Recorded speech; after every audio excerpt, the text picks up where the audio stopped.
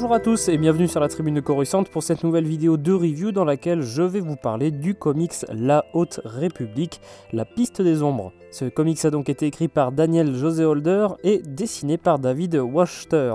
C'est une œuvre qui est un petit peu à cheval entre vague 2 et vague 3 au niveau de la publication américaine, mais la grande majorité de ce qui se passe là-dedans fait partie de la vague 3 et je vous conseille d'ailleurs de lire ce comics après avoir lu La Chute de l'Étoile qui est un peu le roman principal de cette fin de phase 1 avec la vague 3 de la Haute République. Comme d'habitude, il y aura une première partie sans spoilers dans laquelle je vous donnerai mon avis global sur ce comics qui sera suivi ensuite d'une partie avec spoil dans laquelle je reviendrai plus en détail sur l'intrigue et diverses choses que j'ai remarquées par rapport à tout ça.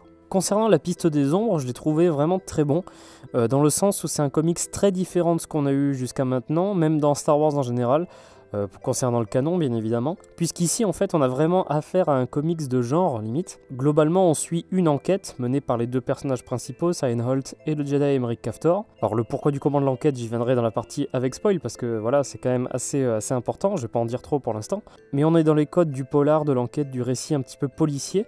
Et c'est quelque chose qui fonctionne très bien avec le reste de la Haute République. Quand ils avaient annoncé le projet, du style une enquête, un polar, etc., je me disais à quoi ça allait être rattaché, mais en effet c'est tout à fait logique et c'est très important même pour la trame principale, pour l'histoire globale de la Haute République. Donc je vous conseille très fortement la lecture de la piste des ombres, qui est quand même un gros plus par rapport à tout ce qui nous est présenté dans la Haute République. C'est très particulier comme ambiance, c'est assez glauque, assez pesant.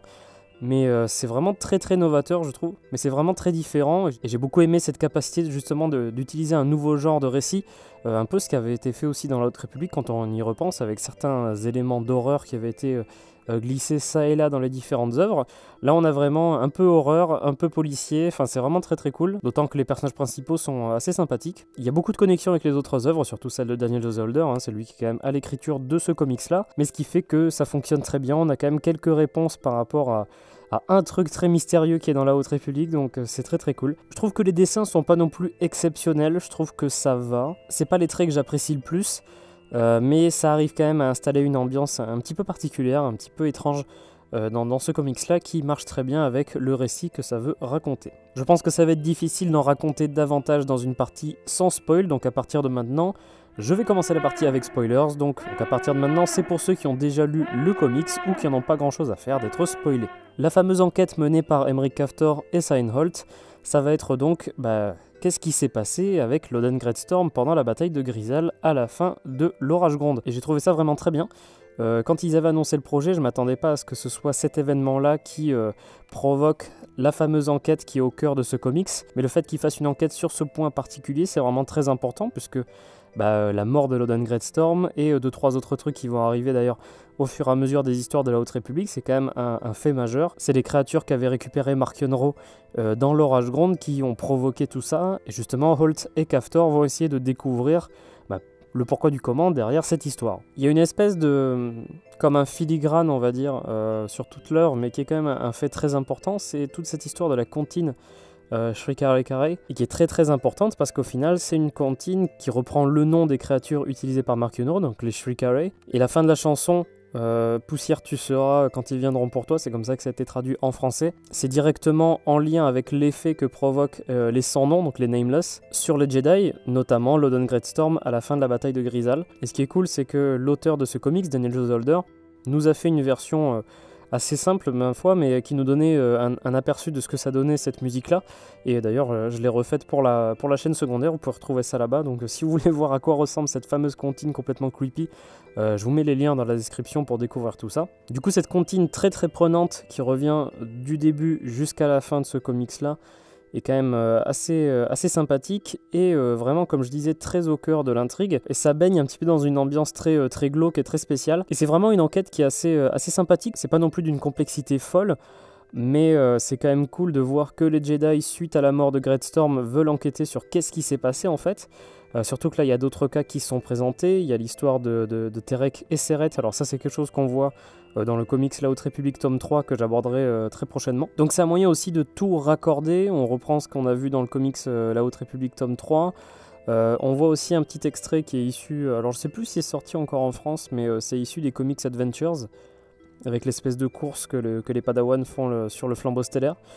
Mais on a vraiment un côté très imbriqué dans les récits qu'on a eu jusqu'à maintenant dans la Haute République. Ça, c'est le résultat justement du travail de synergie, on va dire, de tous les auteurs de la Haute République, et c'est assez cool d'en voir les résultats là-dedans. J'ai beaucoup aimé le duo Caftor et Holt, dans le sens où elle est assez particulière, parce que c'est un détective, en même temps elle joue dans un groupe, dans un espèce de bar, ça fait une ambiance très jazzy, très sympathique. Alors c'est peut-être un petit peu rapide, mais il y a un lien qui se forme entre les deux personnages. Il y a quelques ellipses quand même au gré du récit, mais il y a un lien quand même particulier qu'il y a entre deux. Et j'ai beaucoup aimé aussi le côté plus humain des Jedi qui est montré dans ce comics-là, notamment d'ailleurs en mentionnant les histoires entre Elzar, Evar et Stellan. Alors, montrer, c'est peut-être un grand mot, mais en tout cas on en parle, c'est mentionné, afin d'en découvrir davantage à propos des sans-noms, des créatures utilisées par Marchion-Ro. Il y a toute une histoire autour du docteur Utterson qu'on avait vu précédemment dans la Haute République, et on se rend compte que celui-là il commence à en avoir un petit peu marre, ne serait-ce que des Jedi, des Nihil, il a envie d'envoyer tout bouler, et il y a tout un truc justement sur une track de ce docteur Utterson qui va être assez importante, puisque c'est lui qui était quand même assez proche de Marchion-Ro. D'ailleurs Marchion qui est en train de se douter que Utterson va lui faire à l'envers. Il y a toute une trame assez intéressante justement autour d'Utterson.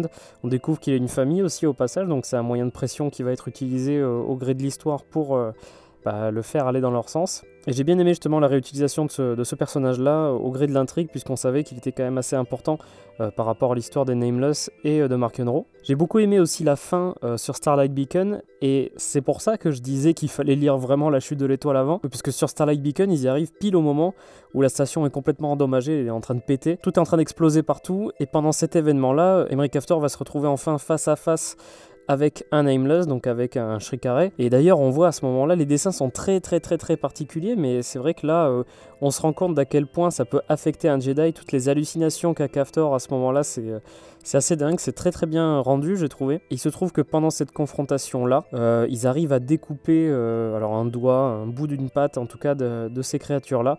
Et ils chopent justement ce bout-là qu'ils vont pouvoir analyser plus tard. Il y a aussi Torban Buck, donc Bouquet de sang, qui était présent à ce moment-là, qui se sacrifie entre guillemets aussi, d'une façon un peu spéciale d'ailleurs.